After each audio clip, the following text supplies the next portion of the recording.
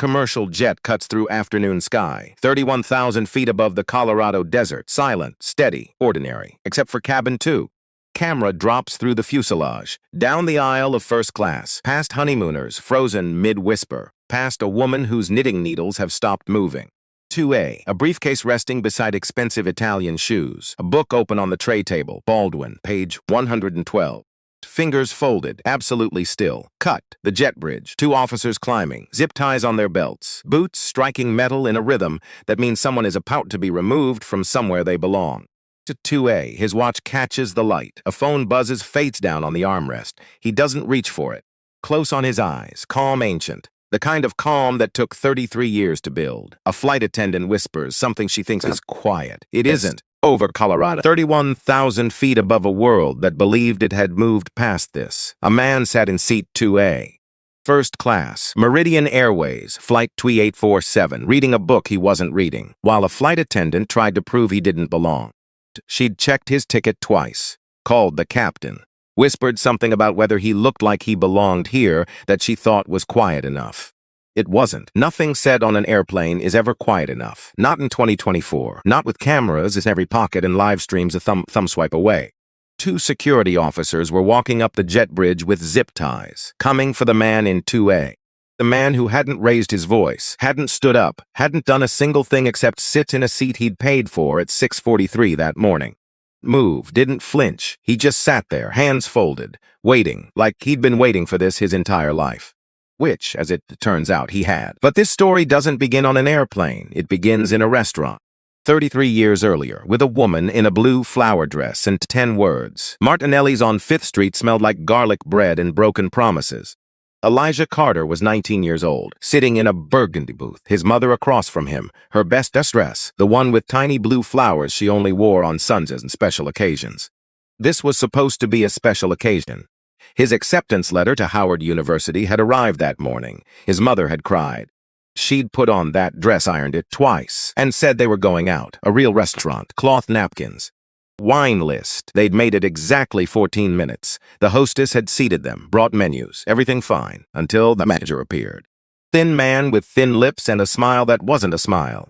"I'm sorry, there's been some mistake with your reservation." "We don't have a reservation," Elijah's mother replied. "The hostess seated us." "Right, well, this section is reserved for a private party tonight." Elijah looked around, half empty, no party, no decoration, just white tablecloths and white faces turning to watch. His mother knew. He could see it in the way her shoulders dropped, just slightly. She'd done this math before, 100 times. Quick calculation every black woman in America learns to do without being taught. Is this worth the fight? She stood up. Quietly, folded her napkin, placed it on the table like she was putting a child to bed, and walked out. Elijah followed her to the car, a 12-year-old Honda Civic with a crack in the windshield and a Christmas tree air freshener, even though it was April. Behind the wheel, engine off, staring at the brick wall of the parking lot, the tears came later.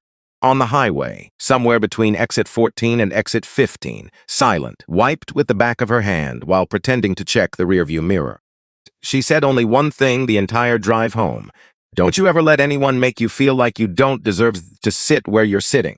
10 words, no speech, no lecture, just 10 words from a woman in a blue flower dress who would never wear it again. Ruth Carter never talked about that night. She carried it like a stone in her pocket, quiet, heavy, always there. Until the cancer came 3 years ago, fast and cruel. Elijah held her hand in the hospital. On her last lucid-ist day, she whispered something so quiet he pressed his ear nearly to her lips. "Did you sit, baby? Did you finally sit?" He didn't understand then, but she wasn't confused. She was asking if he'd found a place in the world where a black man could sit and simply. Finally, stay, he hadn't answered. She'd squeezed his hand, and that was their goodbye. 33 years after Martinelli's, 3 years after the hospital. Carter was about to answer her question. Gate C-19, Denver International Airport, 2:22 p.m., Tuesday in October. Elijah Carter was 52 years old. 2'1", gray at the temples. He wore a navy suit, Italian wool. No pocket square because pocket squares were for people who wanted to be noticed. Elijah did not want to be noticed. Not today. Today he wanted to be ordinary. Just another passenger in a suit with a book and a window seat. Because the whole point of this exercise was to see what happened when a black man who looked ordinary sat in a seat someone else decided was extraordinary. Would they let him sit, or would they prove what he already knew? He'd been preparing for this day for 6 months. Ever since the internal audit landed on his desk, 37 pages of discrimination complaints against Meridian Airways. Passengers questioned, moved, removed, not for what they did, for what they looked like. A black professor from Stanford. He deplaned in Atlanta because a crew member found her confrontational. For a blanket, twice, a Latino family of 4, relocated from business class in Houston because their children were disruptive. The children were coloring. An Indian cardiac surgeon questioned in Chicago because his same-day first-class ticket was suspicious. He was flying to an emergency consultation. It was undeniable. The pattern was clear, and the airline Elijah had spent 15 years building was rotting from the inside with a disease that had no symptoms visible to the people carrying it. He could have sent a memo, ordered mandatory training, fired people, and issued a press release. That's what boards expected. Clean, corporate, distant. But memos don't change wiring. Press releases don't change hearts. And Elijah Carter had spent 33 years watching the world issue statements about racism while doing nothing about it. Statements are comfortable. Statements let you feel like you've done something without ever putting your body in the space where the something needs to happen. So he decided to put his body in the space, personally, in a seat, on a plane, the way his mother would have done it if she'd had the power and the position and the legal team.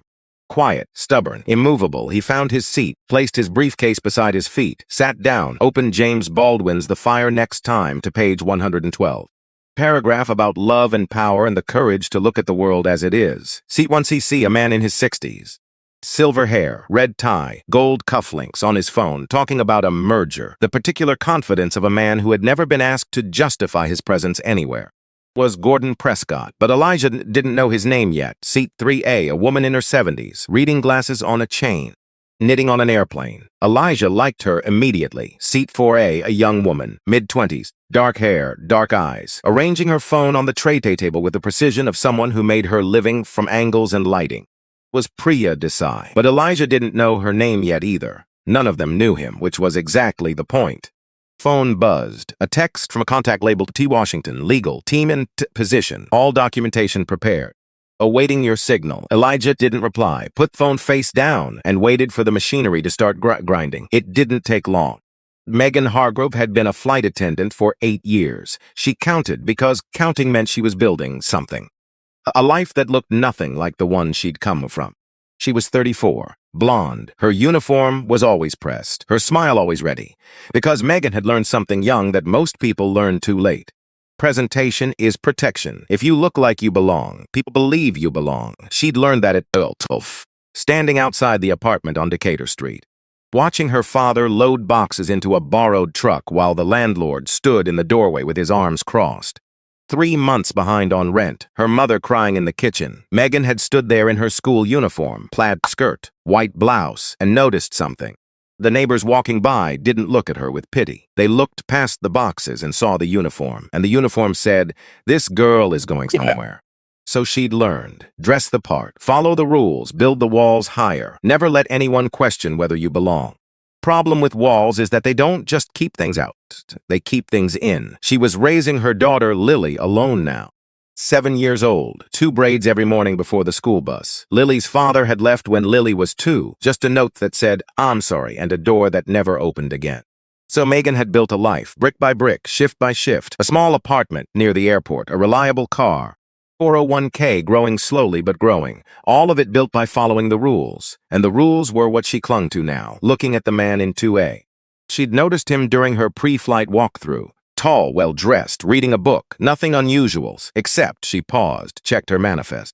2A Elijah Carter, one-way ticket to Phoenix, purchased that morning at 6:43 a.m., full price, no miles, no loyalty program number. Was unusual. Same-day first-class purchases that almost always had corporate backing, company names, confirmation codes. This one had none of that. Name, a credit card, and a seat assignment. Megan's brain did a thing it always did. She sorted, filed. Something didn't match. She couldn't say what if pressed. She'd have said it was the ticket, the lack of corporate backing. But she would have said it was procedure, and she would have believed it, because Megan Hargrove did not think of herself as someone who judged people by appearance. She thought of herself as someone who followed the rules. The book just happened to have some sieges missing. "Sir, can I see your boarding pass?" Elijah looked up. Professional smile, name tag, M. Hargrove. He handed it over. She examined it, tilted it toward the light like she was checking for a watermark on a counterfeit bill, eyes moving between the pass and his face. And this is your assigned seat? Yes. You purchased this ticket this morning? I did. She handed it back. 2 steps away, stopped, turned around. I'm sorry, sir. Could I see that again? Elijah handed it over. She looked at it. Is there a problem? His voice was flat, even, a lake with no wind. No problem. We've had issues with our booking system. I want to make sure everything's in order. Everything's in order, Elijah said. She walked away, but Elijah had been in this moment before, 100 times, 1,000. The calculation every black man in America learns without being taught. This isn't over. Megan found Diane in the galley, 53, 21 years with Meridian, the face of someone who'd seen everything and was surprised by nothing. Passenger in 2As. Something's off. Same-day purchase. Full price. No loyalty number. Unusual isn't against the rules, Meg. I know. Something doesn't feel right. Diane looked at her. The kind of look where you decide between the hard thing and the easy thing. She chose the easy thing. If you're worried, flag it for the captain. Megan nodded, relieved, because now it wasn't her decision. It was procedure. Captain Brogan? Neil Brogan looked up from his pre-flight checklist. 55 years old, broad-shouldered, silver hair. 23 years with Meridian. He'd started flying at 32, late by industry standards. Before that, he'd been a mechanic in his father's shop in Tulsa. Planes flying overhead had pulled at something in him every morning, until he'd finally followed them up, took out loans. Studied at night, failed his first instrument rating, passed the second. 6 years of regional routes before Meridian hired him. He'd earned every stripe on his shoulder, and he believed deeply that every decision he made came from training and experience and logic. Not from bias, never from bias. That belief was about to become the most expensive mistake of his career. His co-pilot Sandra Liu glanced over when Megan appeared in the doorway. Megan explained her concerns. Neil listened. He'd worked with Megan for 3 years. Thorough, careful. She didn't flag things without reason. For ID, he showed his boarding pass. It scanned clean. Then what's the issue? Megan hesitated. Right here, the fork in the road. She could have said, it's scanned, never mind. She could have walked back to the cabin and served drinks, and none of what happened next would have happened. Something about this passenger doesn't fit. Neil made his decision. I'll take a look. Elijah saw the captain coming. Gold stripes, authoritative walk, the posture of a man who believed absolutely in the chain of command, and Elijah knew. The way his mother had known at Martinelli's. The way every black person in America knows when the machinery of assumption starts grinding. Phone buzzed. T. Washington, monitoring social media. Standing by, he folded his hands and thought of Ruth, the napkin folded on the table. The way she'd walked out with her head high, not because she felt proud, but because she refused to let them see her feel small. He would not walk out today. Today he would sit. Sir, I'm Captain Neil Brogan. I understand there's been some confusion about your seating. Elijah looked up. The captain's face was professional, concerned, not hostile. That was important. Neil Brogan wasn't a villain. He was something worse. A good man making a bad decision for reasons he didn't understand. A man who had never been forced to examine the machinery running beneath his goodness. No confusion, Captain. Here's my boarding pass. Neil took it. Held it the same way Megan had, that tilt. Angle, the unconscious gesture of suspicion dressed up as diligence. This looks fine, Neil said. From behind him, Megan whispered. Quietly enough. Captain, look at him. Does he look like a typical first-class passenger? The words detonated in the cabin. 4 rows back, seat 4A, Priya Desai heard every syllable. Does he look like a typical first-class passenger? A room she kept locked cracked open. Her brother Arvind, 3 years ago, a Delta flight from Atlanta to Chicago, an orthopedic surgeon wearing a sport coat. Reading the Lancet in first class when a flight attendant asked him 3 times if he was sure he was in the right seat. 3 times, the white man in the wrinkled polo across the aisle hadn't been asked once. Arvind hadn't filmed, just called Priya from the airport afterward. Voice cracking, not with anger, with exhaustion. I'm so tired, Priya. I'm so tired of proving I deserve to exist in spaces I've earned. He'd swallowed it, added it to the collection, the way their parents had, the way a generation learned to small violences that weren't violent enough to name but accumulated like mercury in the bloodstream. Priya was watching it happen again, to a stranger, in real time. She picked up her phone. A voice in her head said, don't. You'll overreact. You'll be the cautionary tale. You'll make it about race, and it's just procedure. But that whisper. Does he look like a typical first-class passenger? Wasn't procedure. That was a verdict. Priya hit record. Her thumb found the button before her brain gave permission. Sometimes courage isn't a decision. It's a reflex. Twist 2. She was 26 years old, content creator, 200,000 followers who watched her review restaurants and talk about skincare. This was not her brand. This was the kind of content that divided audiences, that drew hate mail alongside support. Turned a person from a creator into a symbol, and symbols don't get to go back to being people. She knew all of this, understood every risk, and she kept filming anyway, because Arvind had never been filmed. Arvind had never been witnessed. Sat in first class on a Delta flight and been questioned 3 times, and nobody had recorded it, nobody had cared, and he'd driven home and called his sister from a parking lot, and his voice cracked, and that had been the end of it. No record, no proof, no evidence that it had happened at all. If someone had been filming that day, if someone like Priya had been sitting 4 rows back with a phone and a platform, and the willingness to point a camera at an uncomfortable truth, maybe something would have been different. She couldn't go back and give Arvind a witness, but she could give this man one. Gordon Prescott in 1C was listening too. Phone down, merger forgotten. He was 60, CEO of a manufacturing firm in Dallas. The ex-wives, 2 boats, 1 daughter, adopted. Her name was Alicia. She was 9, she was black. To Gordon, Alicia was just Alicia. Daughter, his miracle, the kid who called him Daddy G because she thought it sounded cool, who laughed at his terrible jokes with her whole body. To him, color was irrelevant. He'd said that at dinner parties, at board meetings, to his ex-wives. I don't see color. I just see my daughter, and he'd believed it, because believing it was comfortable, and Gordon Prescott had built an empire on comfort. Now a thought was stirring in a room he'd built specifically to avoid entering. Someday Alicia would buy a first-class ticket. Someday she'd sit in a seat she paid for, and someday someone would look at her and ask, does she look like she belongs here? 6 months ago over breakfast, Alicia had asked Daddy G, why do people stare at us when we go places? Don't stare, sweetheart. Yes, they do. She was probably admiring how beautiful you are. Alicia had smiled. But her eyes said, I know you're lying, and I love you too much to say so. 9 years old. Already fluent in the language of adult dishonesty, Gordon pushed it aside. Not now, not his problem, not yet, ma'am, Neil said carefully. What exactly do you mean by typical first-class passenger? You know what I mean, Captain. I need you to be specific. Megan's face flushed. She knew. She just couldn't say it, because saying it would make her the thing she'd spent her entire life insisting she wasn't. It'd have a corporate, no loyalty history. Same-day purchase. Flagged as unusual. It scanned clean. Scans can be fooled, Elijah said. Still flat. Still calm. I've shown you my boarding pass twice. It scanned. The captain confirmed it. Asked anyone else in first class for identification. Silence, because he was right, and everyone knew he was right. The knitting woman in 3A had stopped knitting, her needles frozen mid-stitch. She was 73 years old. She'd been flying since before desegregation. She'd seen water fountains with signs above them, lunch counters where sitting down was an act of revolution. She thought those days were sealed in history books.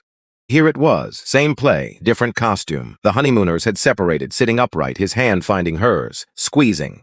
The universal gesture that says, Tiz, are you seeing this too? Gordon in 1C stared at the back of the seat in front of him, not watching the confrontation, listening to something inside himself. Something that had been quiet for 9 years, since Alicia, the teenager in 4D, had put down her phone, because real life was suddenly more dramatic than anything on her screen. Because she was 16 and black, and she understood something the adults were still figuring out. This wasn't about a ticket. The silence stripped away every pretense and left only the naked truth standing in the aisle, the thing nobody wanted to name but everyone could see.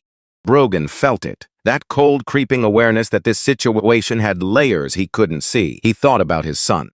17. His mother was Korean, Minjun. They divorced 5 years ago. Tyler had Minjun's eyes, Neil's height, skin that existed between worlds. White enough for the white kids, not Asian enough for the Asian kids. Last month, a teacher named Henderson had grabbed Tyler's arm in the hallway. Tyler was running to basketball practice, but Henderson saw a brown kid running and his hand grabbed before his brain asked why. Neil had called the school, demanded a meeting, sat across from Henderson and told him, if you ever touch my son again, there will be consequences. Righteous, furious, a father defending his child, he hadn't made the connection yet between Henderson's hand on Tyler's arm and Megan's whisper about a typical first-class passenger. Between the teacher who grabbed first and asked later, and the captain who authorized removal without asking why. Last Thanksgiving, Tyler had asked, "Dad, do people ever look at you and decide who you are before you open your mouth?" Neil had answered with platitudes. Character, first impressions. The world is getting better. Tyler had nodded, kept pushing potatoes around his plate, and Neil had felt his son was somewhere he couldn't reach. It was Thanksgiving, and this was Tuesday. "Sir," Neil said, "I apologize, but would you mind showing some additional identification?"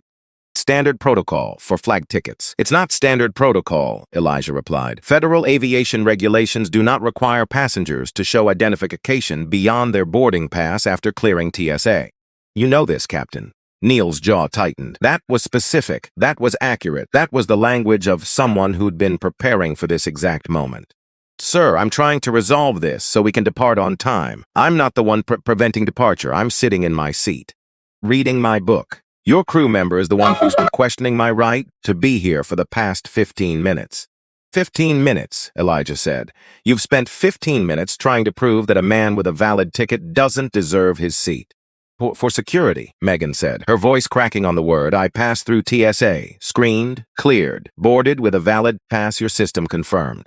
What security concern remains? None. Everyone knew it. The answer was none. "Gate operations to Captain Brogan. You have 8 minutes before we lose your departure slot."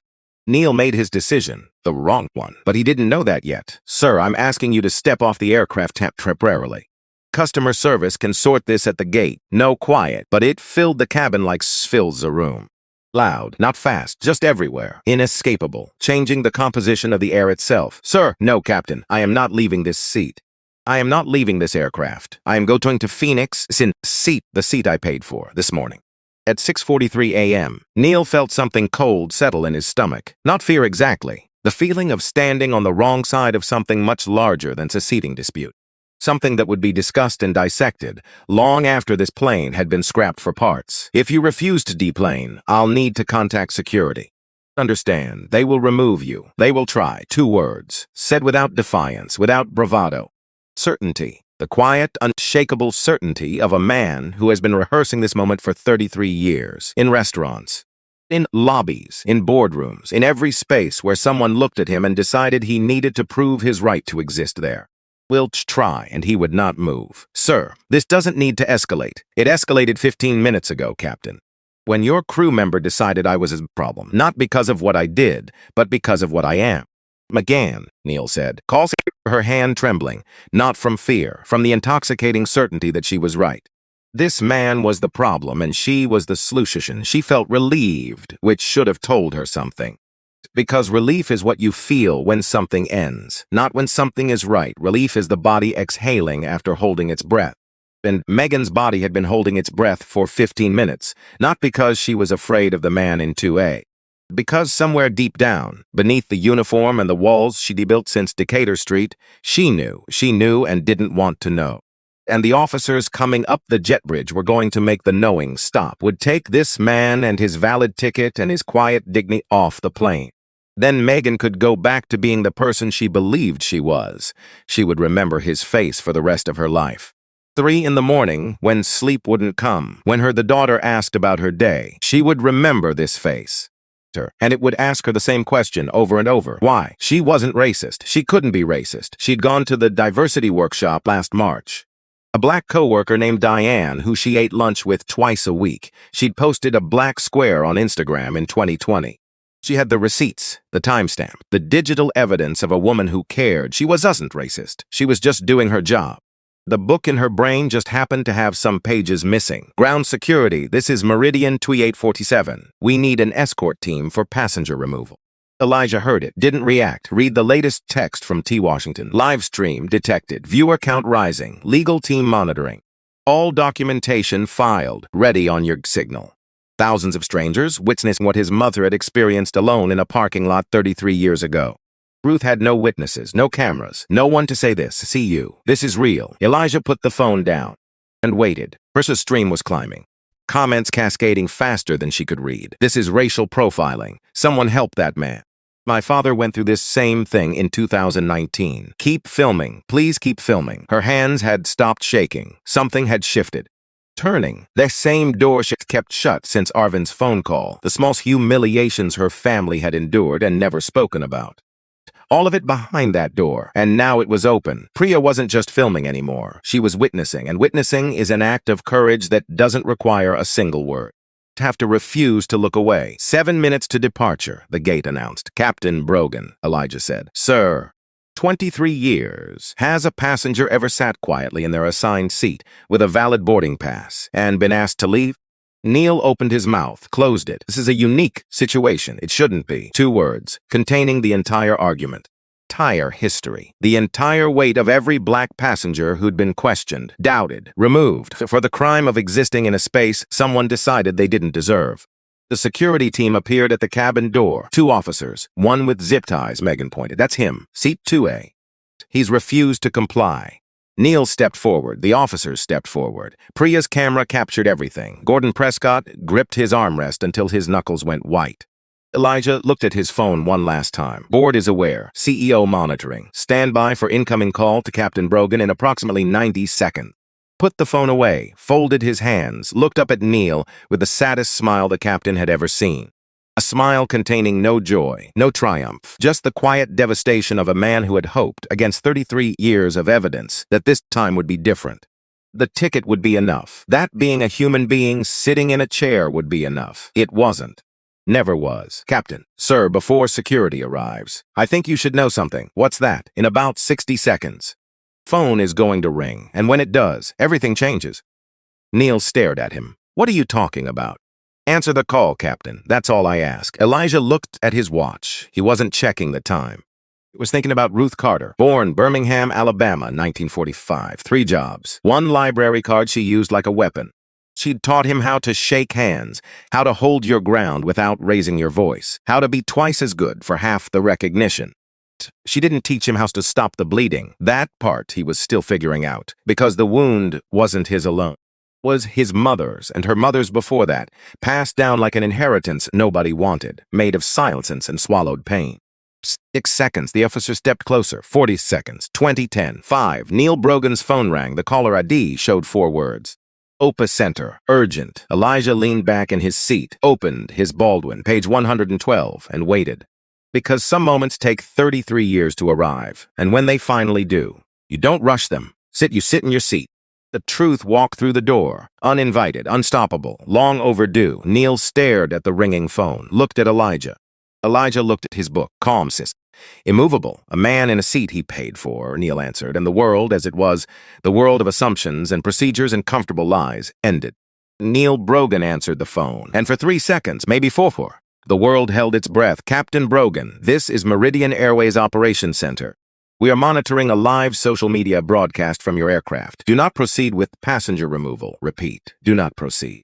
By for further instructions. Neil lowered the phone, looked at Elijah. Elijah was reading his book, Baldwin, page 112.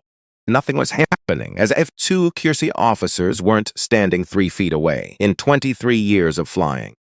Nobody from corporate had ever called him during a cabin incident. The captain was the final authority on his aircraft.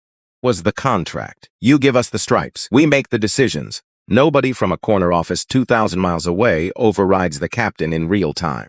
But someone had just done exactly that, and not knowing why was worse than any turbulence he'd ever flown through.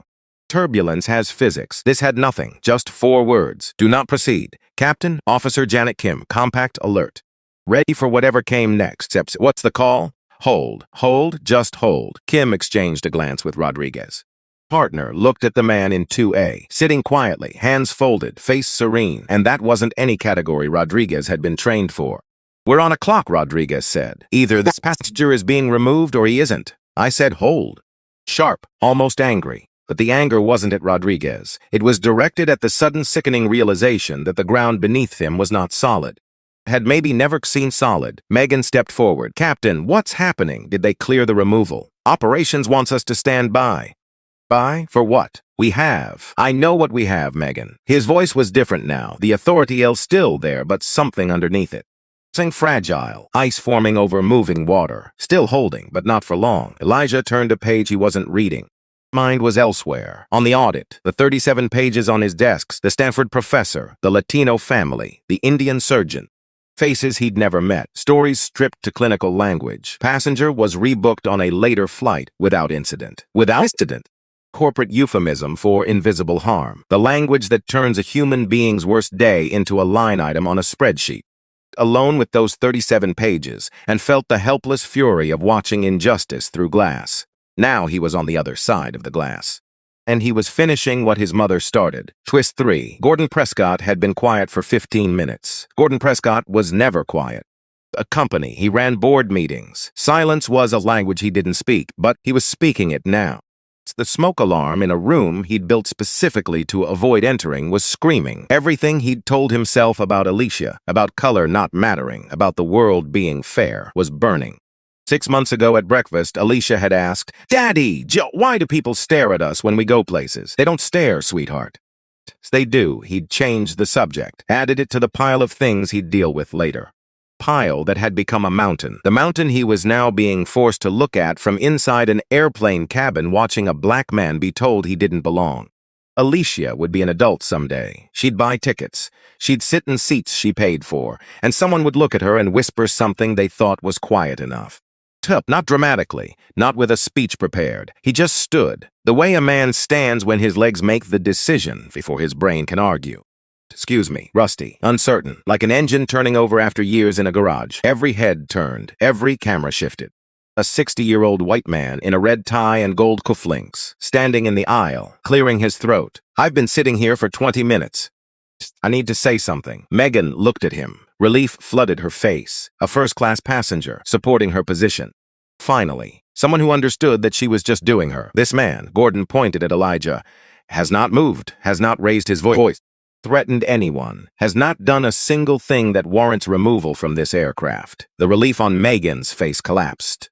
All at once, like a building standing on sand that finally meets the tide. "Sir, you don't have the full context." "I have 20 minutes of context, ma'am.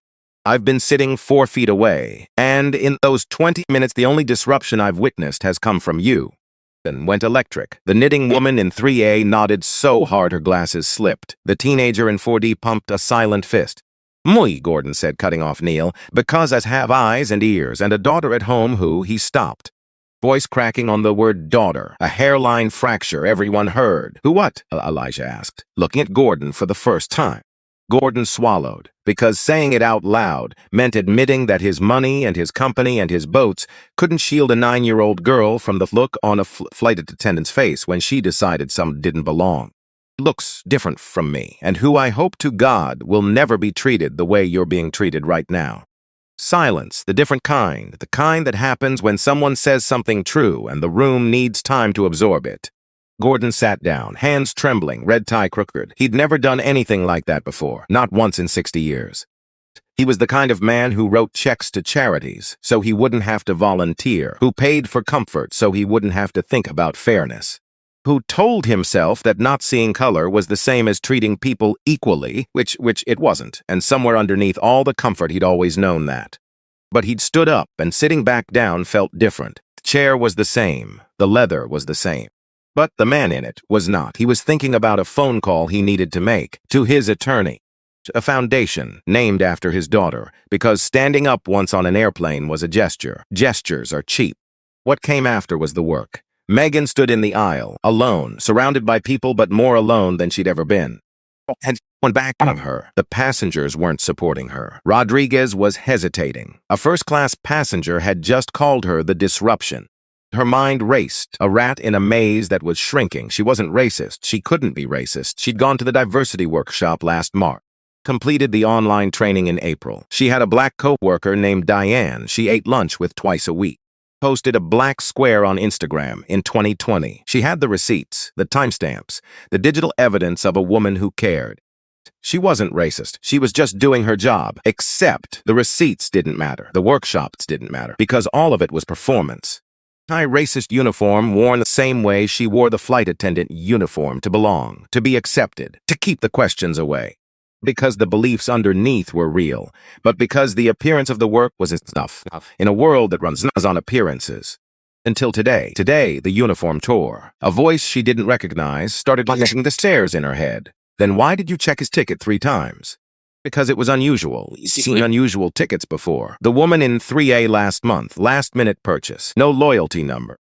Smiled and offered champagne. Didn't check twice. Didn't mention it to anyone. This was different. How exactly? What variable changed? Ticket was not the ticket. You know it's not the ticket. You've always known, since the moment you walked past seat 2A and felt that click. Be honest, standing in this aisle, cameras recording, world watching. What was different? She knew, and the knowing was a door she could never close again. Twist 4. Neil's phone rang again. Same number, Meridian Ope Centaur. He answered with a hand that was trembling. Captains don't tremble. He noticed this with detached horror. The voice this time was older, heavier, authority so settled it didn't need volume. Captain Brogan, this is Senior Vice President Calloway. Do you understand the directive from operations? Yes, sir. Then why are security officers still in your cabin? Sir, I have a crew member who flagged a potential security concern. I'm trying to. Captain, I'm going to say this once. Passenger in seat 2A is not a security concern. He is not a problem. He is not to be touched. Not to be moved. Not to be spoken to unless he initiates conversation. Am I clear? Yes, sir. But can you tell me? No. What I can tell you is that how you handle the next 5 minutes will determine the rest of your career. Choose carefully. The line went dead. Senior Vice President. Neil had never spoken to anyone above Regional Director. SVPs were names on organizational charts. People who existed in a different atmosphere, who made decisions that filtered down through 7 layers of management before they reached someone like Neil. The idea that one of them had picked up a phone and called him, personally, directly, urgently, about a passenger in seat 2A meant one thing. Whatever was happening in that cabin was bigger than the cabin. Officers, Neil said slowly. Stand down, Captain, Kim's voice. Sharp, confused. We're called here for a removal. The removal is canceled. Megan's face went through colors that don't have names.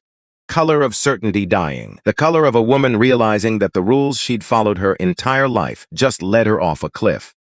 You can't. Megan. Not loud, not angry, something worse, exhausted. The exhaustion of a man who has seen the last 23 years from a new angle and is not sure he can carry what he sees. Talking. She stopped because the tone of his voice said, we were wrong. We might have been wrong from the beginning. Now it's too late to be right. Kim had procedures, a chain of command that didn't include stand in an airplane aisle and wait. Sir, she addressed Elijah, regardless of what the captain's been told, I have authority to remove any individual who poses a security risk. Can you describe the security risk I pose? You're non-compliant. I'm sitting in my seat. You've been asked to deplane and refused. Act to leave a seat I paid for because a crew member can't articulate why I shouldn't be here. Not non-compliance. That's a civil rights issue. Civil rights. The words landed like stones in still water, rippling through the cabin. Through Kim's training, through Megan's crumbling certainty, Kim hesitated, the first time in 8 years, because those 2 words shifted the entire picture. From uncooperative passenger to citizen asserting constitutional rights. One gets zip ties, the other gets a lawyer, a news cycle, and the end of careers. Rodriguez stepped forward. His hand moved toward the zip ties. Muscle memory. 8 years of automatic response. His hand stopped. Because somewhere between his belt and the man in 2A, Rodriguez thought of David, his husband, and the night they'd come home from the bakery in suburban Denver. Baker had been polite, smiled, said it was about beliefs and values, all the clean vocabulary that says your love is wrong, but says it so gently you almost thank her for the rejection. David had set his keys on the kitchen counter. Sighed, next to the fruit bowl, the way he always did, and then stood there, in their kitchen, in their home. Looking at the wedding cake samples they'd printed from a website because the bakery they'd driven 40 minutes to visit had smiled them out the door.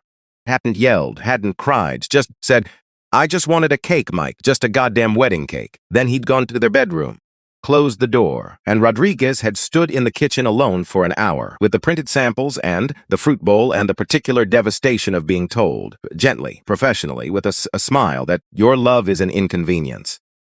Talked about that hour, not with David, not with his therapist. It lived in a locked room inside him. The door to that room was open now, wide open, because a man was sitting in seat 2A with his hands folded and his boarding pass valid and 2 officers standing over him with zip ties. Same polite violence, different uniform. His hand dropped. Officer? Kim noticed. I'm thinking. About what? About whether we're on the right side of this.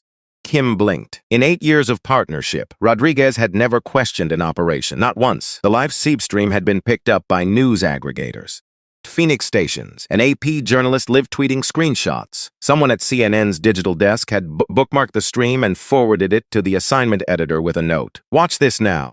The story was no longer on the plane. It was in living rooms in Ohio, coffee shops in Seattle, offices in Atlanta where people turned their monitors toward each other and said, "Are you seeing this?" Priya, 26 years old, at the center of all of it. She'd started the day planning to film a sunset landing over the desert. She was documenting something that had no filter, no music, just a truth so raw the screen could barely hold it. She wasn't going to say anything until they landed. Just hold the camera steady. Let the viewers sit with what they were seeing the way the passengers were sitting with it.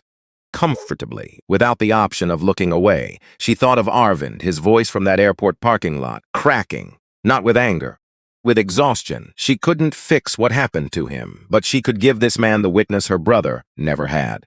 Brogan, Elijah's voice, first time he'd spoken in minutes. Quiet, precise, a surgeon reaching for a scalpel. "Sir, in 23 years of flying, how many times has a passenger sat quietly in first class with a valid ticket and been asked to leave?"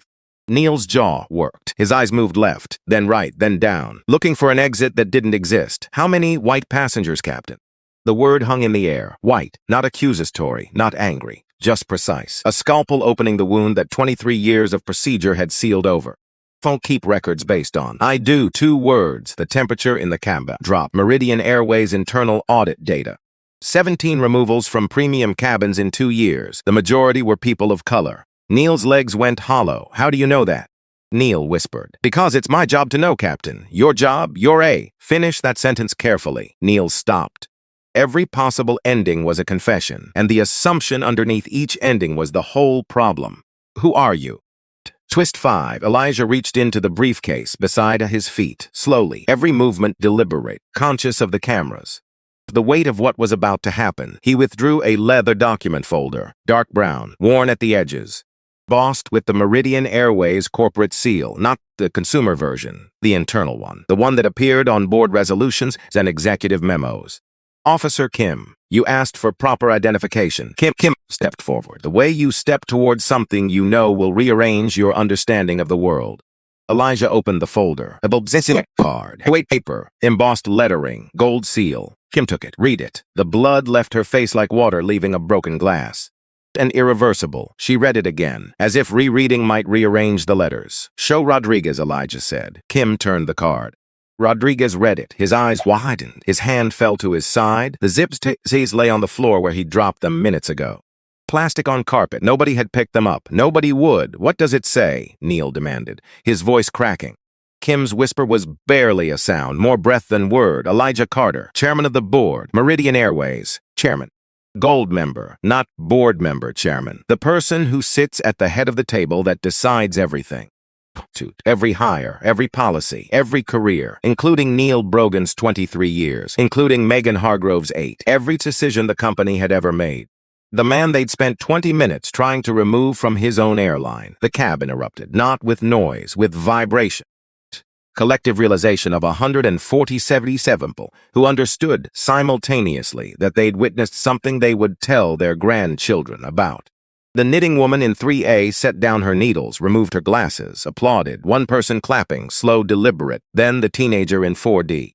The honeymooner in 2C, a slow, spreading recognition. A sound that said, "We see you, we see what happened. We know which side we're on." Megan heard each clap land on her, because the applause wasn't for her, wasn't for the crew. Applause was for the man who sat still, who said no, who refused to leave. She collapsed into 3B. Empty seat that wasn't hers, a seat she had no right to occupy, which felt horribly appropriate. Her mind did the terrible thing. Replaying everything, high definition, perfect recall. "Captain, look at him. Does he look like a typical first-class passenger?" She'd said that. Out loud, in a cabin full of cameras, about the chairman of the board of the company that employed her.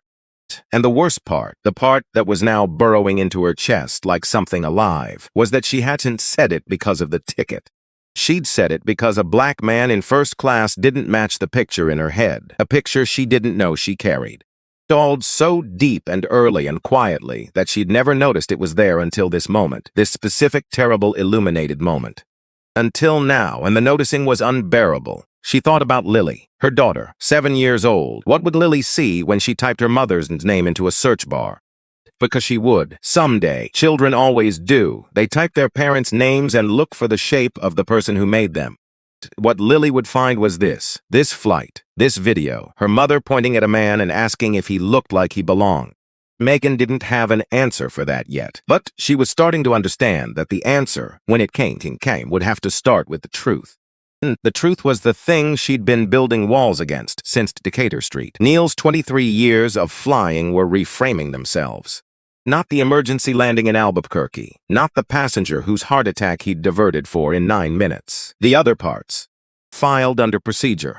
The black businessman deplaned in Houston because a crew member found him aggressive. He'd asked for a drink refund. A white passenger doing the same thing would have been particular, a discerning customer who knew what he wanted. Passenger doing the same thing was a problem to be removed. The Latina family moved from business class in Denver. Children coloring, giggling. White children doing it were energetic. Brown children doing it were disruptive, face after face. All filed under procedure, all stamped with the comfortable lie that Neil Brogan didn't see color. And then there was Tyler, 17, half Korean, who had asked at Thanksgiving, "Do people ever look at you and decide who you are before you open your mouth?" Neil had answered with platitudes about character and first impressions, while Tyler pushed potatoes around his plate and looked at his father from somewhere Neil couldn't reach. There was Henderson, Tyler's teacher, who had grabbed Tyler's arm in the hallway because he saw a brown kid running and his hand moved before his brain asked why.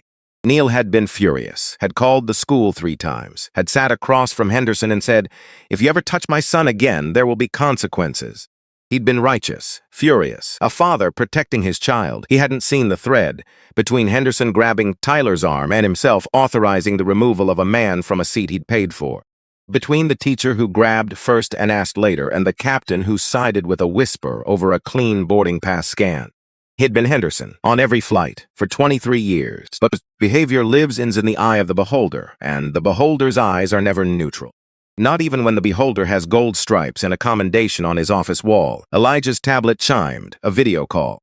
Accept it. Turned screen toward the cabin, not for spectacle, for accountability. The people who made decisions needed to see the people who lived with the consequences. Gap between decision and consequence was where injustice lived. The Meridian Airways boardroom appeared on screen, a long mahogany table. 6 executives, 3 women, all in suits, all Elijah, Patricia Calloway, SVP of Operations. We've been watching the live stream. Are you all right? Are you all what happened? Not give us a briefing? Just are you all right? He paused. Seconds, an eternity on a live stream. Thousands of viewers leaning into their screens. No, Elijah said. One word. Quiet. Almost whispered, the most honest thing he'd said all day. More honest than the legal citations. More honest than the audit data. More honest than 30 minutes of strategic composure while security officers stood 3 feet away with zip ties. The mask slipped, and what was underneath was not the chairman, not the strategist, not the man with the plan and the legal team and the documentation. Just a 52-year-old son who missed his mother, who wished she could see him now, who wished that the boy who'd watched her cry on that highway had grown up and found a seat and refused to leave it. No, Patricia, I'm not all right. The executives on screen shifted. They'd expected the composed professional they knew from boardrooms. This. Rawness on a broadcast watched by more people than most television shows. But I'm not the one who matters right now, Elijah continued. Been dozens of discrimination complaints filed against this airline in the past 18 months. Dozens of passengers who went through what I just went through. They didn't have a business card. They didn't have a legal team. They didn't have a boardroom watching in real time. Paused. They just had a seat they paid for and someone who told them they didn't deserve it. Captain Brogan, Patricia said. Cold now. Executive cold. Would you care to explain why the chairman of this airline was threatened with forcible removal from his own aircraft? Neil stepped forward. Ma'am, we had no indication that the passenger was. Was what, Captain? Was important. Was someone whose rights deserved to be respected. Neil opened his mouth, closed it. That's the issue. Not that you didn't recognize Mr. Carter, but that you needed to recognize him in order to treat him like a human being. Tricia, Elijah's voice. Let me handle this. A pause. Very well. Elijah closed the tablet. The boardroom vanished. Their presence lingered in the cabin like heat after a fire. He stood, for the first time since the confrontation began. 30 minutes of absolute stillness, not paralysis. Strategy, the same stillness his mother had walked out of Martinelli's with, not frozen by fear. Held together by something stronger. The refusal to give them the reaction they expected. The refusal to perform outrage. To be the thing they'd already decided you were before you opened your mouth. Now he stood, and the cabin fell silent in a way that silence rarely falls, not the absence of sound. Presence of attention. Every eye, every camera, every heartbeat tuned to the same frequency. Ladies and gentlemen, clear. Unhurried. The voice of a man who had earned the right to speak. What you've witnessed today is not unusual.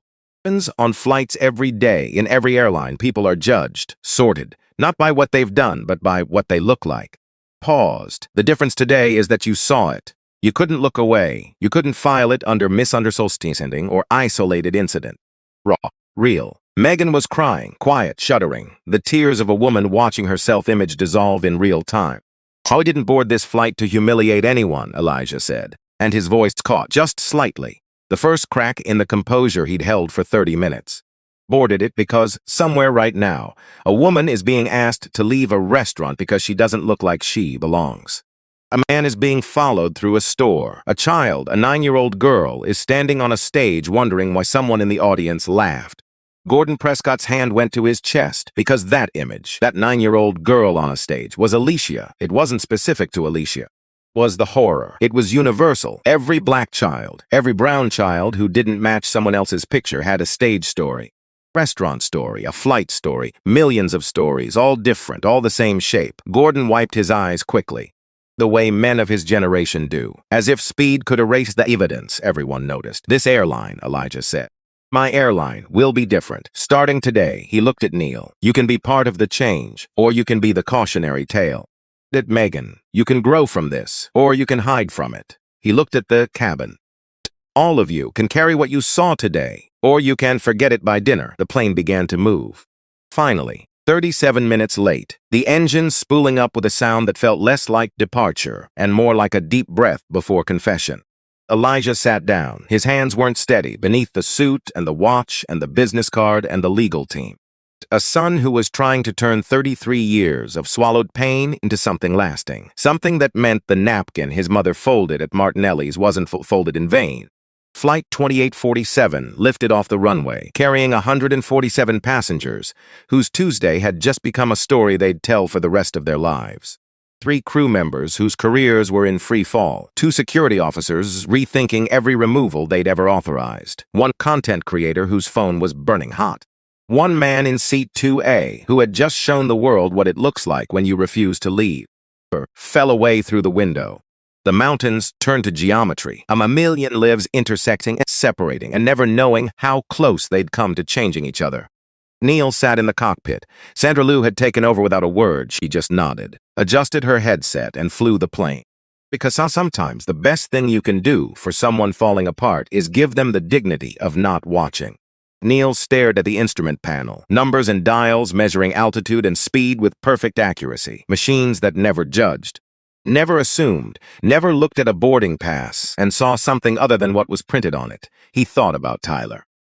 The question at Thanksgiving he'd answered with platitudes while his son pushed potatoes around a plate. About Henderson. About what it meant to be furious at a teacher for grabbing his son's arm while doing the same thing to strangers on flights for 23 years. About who he'd been today and who he needed to become tomorrow. He couldn't undo what he'd done. He was human, and human, for all its failures and blind spots and biases running like current through wiring that was laid before he had a choice, was also the only thing capable of changing. Neil stared at the instrument panel, numbers and dials and indicators that measured altitude and speed with perfect accuracy, machines that never judged. Never looked at a boarding pass and saw something other than what was printed on it. He wished he could be a machine. Just long enough to undo what he'd done, just long enough to unsay what he'd allowed to stand, but he couldn't, because he was human, and human was the problem. Elijah closed his book, leaned his head against the cold window, the glass press against his temple, and felt it all, the weight and the grief and the fury and the hope. Contradictions that a body carries when it's fighting for something bigger than itself, when the fight isn't yours alone, but belongs to everyone who came before you and everyone who will come after. An hour and 40 minutes to Phoenix. An hour and 40 minutes before the news vans, before the federal investigators. Before the conversations that would change everything. But for now, at 31,000 feet, in a seat he'd paid for. On an airline he chaired, Elijah Carter sat still, and that was enough. The plane leveled at 31,000 feet. The seatbelt sign dimmed, and the silence that had held the cabin together began to loosen. In economy, passengers shifted. Reached for phones and water bottles, and the small physical distractions humans reach for when emotional weight becomes too heavy to carry without help. First class. Nobody moved. Megan Hargrove sat in 3B, a seat that wasn't hers, in a life that no longer felt like hers either. Her mascara running, her uniform wrinkled. The cameras had captured everything. Thousands of people had already seen her face. Her words. Ugly, undeniable truth of who she was behind the pressed uniform and the professional smile. She was thinking about Lily. 7 years old. What would Lily see when she typed her mother's name into a search bar? Because she would. Someday, children always do. Miss Hargrove, Elijah's voice, from seat 2A, not commanding, not accusing. Persistent, come sit with me. Can't. You can. You don't want me near you. I don't want you hiding from me either. She stared at him and saw something she hadn't expected. Sadness. Deep, ancient. The kind that doesn't belong to one moment but to a lifetime of moments strung together. Each survivable on its own, but the weight of all of them together, pressing down with the force of generations. Stood, walked the 4 steps from 3B to 2B, sat down next to the man she'd tried to destroy. Children, Elijah asked. A daughter, Lily. She's 7, old enough to understand right and wrong. Big enough to believe people can change. I'm going to ask you a question. For yours, not for the cameras. She nodded. Why did you check my ticket 3 times? Her voice broke, because the ticket was unusual. A purchase, full price. No, gentle but firm. The real reason. Megan closed her eyes. Because you're black, she whispered. The words fell out of her like something lodged in her throat for 34 years. Something installed so deep and early and quietly that she'd never noticed it was there. Not a decision, a condition. Like breathing, like blinking. Because you're black, and black men don't fly first class. That's what I thought. But that didn't decide it. It was just there. She opened her eyes. Elijah was looking at her. But something else now. Recognition. That's the first honest thing you've said today, he said quietly. I know. How does it feel? Terrible. Good. Terrible is his beginning. Comfortable is the trap. He let that settle. My mother was asked to leave a restaurant when I was 19, for no reason except that she was black and the restaurant decided she didn't belong. She never talked about it. She just carried it. For 30 years, until she died carrying it. Megan listened. Really listened, not to defend, not to calculate, just to hear. I didn't board this flight to punish anyone, Elijah said. I boarded it because somewhere right now a woman like my mother is being asked to leave, and she doesn't have a chairman's business card. She just has a seat she paid for, and a hope that tonight will be different. It's never different, unless someone's hit different. It's what this is. That's what I'm trying. How many times has this happened to you? Asked, really. I travel 200,000 miles a year. Take a guess. Too many. Far too many. Every time I do the same calculation my mother taught me without teaching me. Is this worth the fight? Will I just become the angry black man in someone's incident report? He looked at her. Today was different. Today I had the power to make it matter. Most people, they don't just have the feeling, the same feeling my mother had. You've been weighed and measured by someone who never looked at the scale. Megan was crying again. Different tears. Self-pity. Tears of recognition. The tears that come when someone describes a pain you caused and you finally understand its shape. What can I do? Admit you're wet. That's the first step. The water we all swim in doesn't change until people stop pretending they're dry. A sound that was almost a laugh escaped Megan, broken, surprising, the first crack of light in an hour of darkness. Soaking, she said. I know. That's the beginning. Neil Brogan appeared from the galley. He'd been listening. Standing at the edge of the conversation he knew he needed to join. Captain. Seal sat in 1C. Gordon had moved behind him, making room without being asked. This wasn't the first time, Neil said. Before anyone could speak, because if he didn't say it now, he'd seal it shut and never open it again.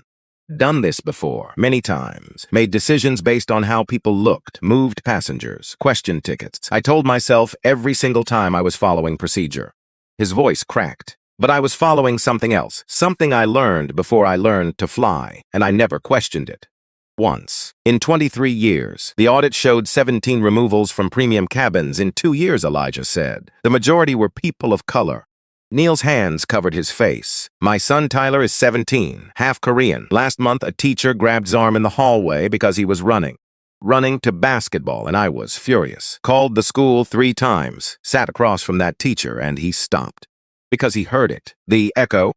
Tyler's his arm, Megan checking the ticket, Neil authorizing the removal. Same wire. Same circuit, different hands. I threatened Henderson for touching my son, then came to work and did the same thing to strangers. For years, silence. The silence of a man looking down at the distance between who he thought he was and who he actually was. Want to see it, Elijah said. No, I didn't. And now? Now I can't unsee it. Where it starts, Megan watched Neil, recognizing something, a mirror, a fellow passenger on a road she'd been walking without knowing its name. What happens now? She asked. What do you think should happen? We should be fired, Megan said. Neil nodded. Probably should be, Elijah said. Flat, honest, not cruel. But I'm not interested in firing you. I've watched people get punished my entire life. Fired, canceled, dragged through the media, and nothing changed. The next person did the same thing. Punishment doesn't fix wiring. Just makes people hide the wires better. He paused. I care about transformation, and transformation requires public vulnerability. The willingness to stand in front of people and say, this is what I did, this is why, this is who I was. And this is who I'm trying to become. You want us to 30 days.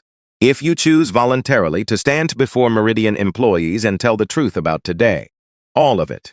The ugly, honest truth you've been carrying without knowing its name. Then I'll recommend to the board that you keep your positions. And if we don't, terminated, quietly, just 2 more people who made a mistake and never had the courage to own it. Why give us a chance? Neil asked. The most personal question he'd ever asked a stranger. Elijah was quiet for a long time. Desert appearing below, brown and gold and ancient, because my mother never got one. She was asked to leave a restaurant. Nobody gave her a chance to hear why. Nobody gave her anything except a parking lot and a long drive home. Paused. I can't go back and give her justice, but I can give something she never had. A chance to be better than the worst thing you've done, not because you deserve it, but because the person who replaces you might carry the same wiring and never be forced to look at it. The landing gear dropped with a thump, the period at the end of a very long sentence. Flight 2847 touched down at 4:08 p.m. Mountain Standard Time. 37 minutes late, the most expensive 37 minutes in Meridian Airways history. Because of fuel or operational disruptions. Because of what those 37 minutes had revealed about the invisible machinery of assumption that runs in every cabin on every flight on Earth. Machinery so quiet that most people don't know it's running until it catches someone in its gears. The plane taxied to Gate B12. Through the windows, federal investigators from the Department of Transportation, Meridian executives trying to project calm, reporters behind a security line, camera crews with satellite dishes raised like ears straining for a frequency they'd been chasing all afternoon. Inspector General Maria Torres boarded first. 30 years of federal service compressed into the way she entered a room. Mr. Carter, inspector, before the formal process. One moment. Torres studied him. Make it quick. Elijah turned to the cabin one last time. I'm not going to tell you what to think about today. You'll decide for yourselves over dinner tonight, over coffee tomorrow, in conversations with people you trust. He paused. When you tell this story, and you will, remember that nobody in this cabin today was a villain. They were people, carrying biases they didn't choose and didn't examine, operating inside a system that rewarded their assumptions instead of questioning them. Looked at Megan. She held his eyes. For the first time without flinching. The villain is the system. Hero is the person decides to change it, and that person can be anyone, in any seat, on any flight. Anywhere that someone's being told, through words or looks or the careful professional language of polite exclusion, that they don't belong. Up his briefcase, his Baldwin, and walked off the plane. Not triumphant, not victorious, just tired, a 52-year-old man in a rumpled suit walking through a jet bridge. Carrying his mother's memory and a briefcase full of change. Behind him, Megan Hargrove stood, smoothed her wrinkled uniform, walked toward the cameras. Her career as she'd known it was over, but something else was beginning. Something that started with the truth. And the truth, as she was learning for the first time at the Earth, doesn't kill you. Burns away everything you built to avoid it. And what's left is real. Neil followed, thinking about the phone call he'd make tonight. The real answer to the question Tyler had asked at Thanksgiving. Do people look at you and decide who you are before you open your mouth? They do, and I was one of them, and I'm sorry. I'm going to spend the rest of my career making sure nobody on my crew does it again.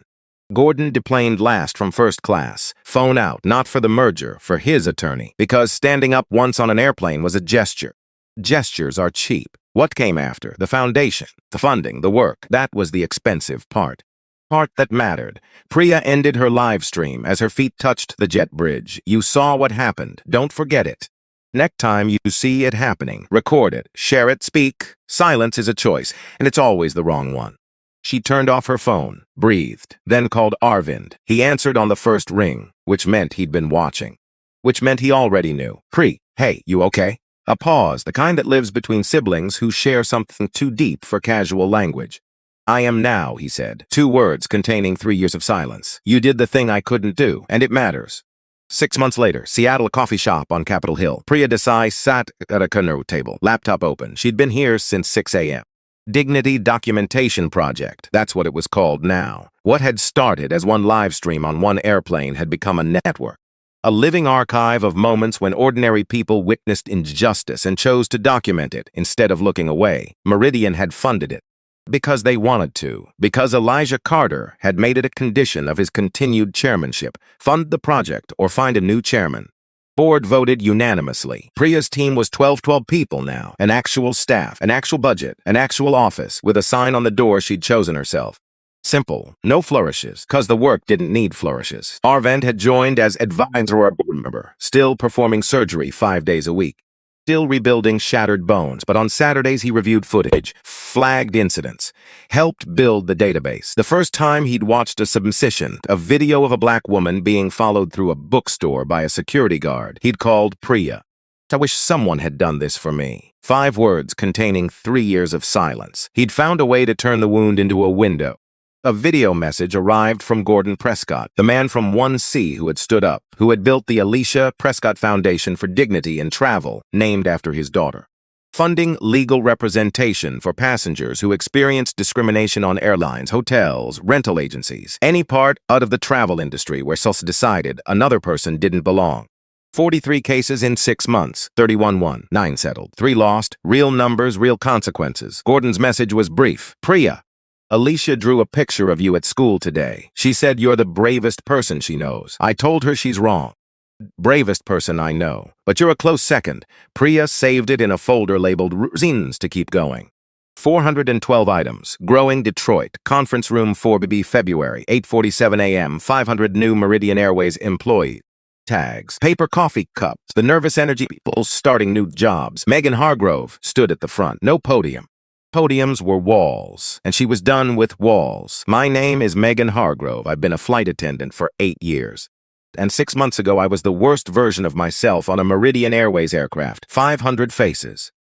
At a black man in a Navy suit, sitting in first class, reading a book, and I decided he didn't belong.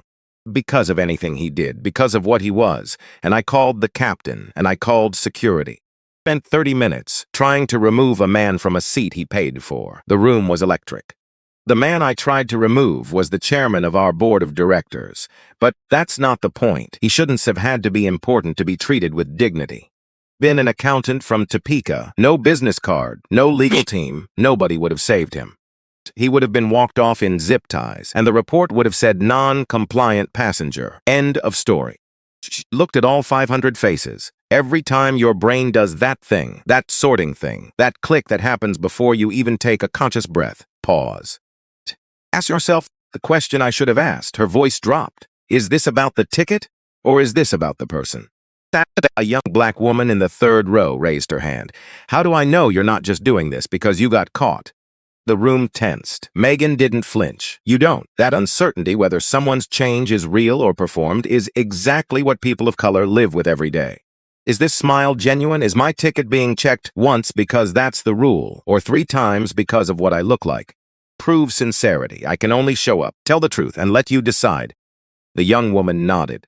Satisfied, but heard, and being heard is where trust begins. Not where it ends, but where it begins. An older man near the back raised his hand. white, mid-50s, the posture of someone who'd been in the industry a long time. What would you do differently if you could go back to that moment? Megan thought about it, not the rehearsed answer, the real one. I would have paused 1 second before I picked up the intercom and asked myself, what is the actual evidence, not the feeling, not the click, the actual evidence that this man is a problem? And the answer would have been none. There is no evidence. There is only a man reading a book in a seat he paid for. Looked at the room. 1 second. That's the gap between procedure and harm. 1 second to ask, is this about the ticket or is this about the person?